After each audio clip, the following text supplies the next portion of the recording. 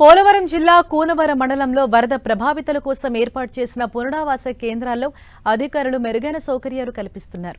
జిల్లా కలెక్టర్ దినేష్ కుమార్ ఆదేశాల మేరకు నిర్వాసితులకు ఆహారం, వైద్యం, పారిశుద్ధ్యం సహా అన్ని వసతులు అందుబాటులో ఉంచారు. ఈ ఏర్పాట్లపై పునరావాస కేంద్రంలో ఉన్న బాధితులు సంతృప్తి వ్యక్తం చేస్తున్నారు. కూనవరం మండలం ఉదయభాస్కర్ కాలనీ వరద బాధితుల కోసం ఎంపీడీఓ కార్యాలయంలో ఏర్పాటు చేసిన పునరావాస కేంద్రంలో అధికారులు అన్ని మౌలిక సదుపాయాలు కల్పించారు. ఉదయం టిఫిన్ నుంచి రాత్రి భోజనం వరకు నాణ్యమైన ఆహారం అందించడంతో పాటు మెడికల్ క్యాంప్, విద్యుత్, ఫ్యాన్లు, తాగునీరు, పారిశుద్ధ్యం ఏర్పాట్లు చేశారు. గత 4 రోజులుగా వరదల కారణంగా ఇళ్లు నీట మునిగిపోవడంతో బాధితులు పునరావాస కేంద్రంలోనే ఆశ్రయం పొందుతున్నారు. అధికారులు ఎప్పటికప్పుడు వారి అవసరాలు తెలుసుకుంటూ ఎలాంటి ఇబ్బందులు తలెత్తకుండా చర్యలు చేపడుతున్నారు.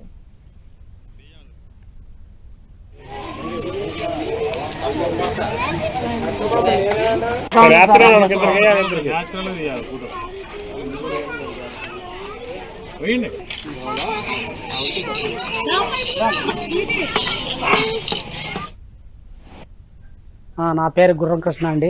మాది కోనవరం. మాకు గత 4 రోజుల నుంచి వర్షాలు కురుస్తున్నాయి. గోదావరి రాదు అన్నారు, కానీ గోదావరి వచ్చింది. సబరి గోదావరి చందనం ఉన్నాం మేము. రెండు నదుల మధ్యలో గోదావరి వచ్చేసి ఇల్లు మునిగినాయండి. ఇల్లు మునిగితే టేకుల బోర్లో మాకు పునరావాస కేంద్రం ఏర్పాటు చేశారండి. అక్కడికి వచ్చాము.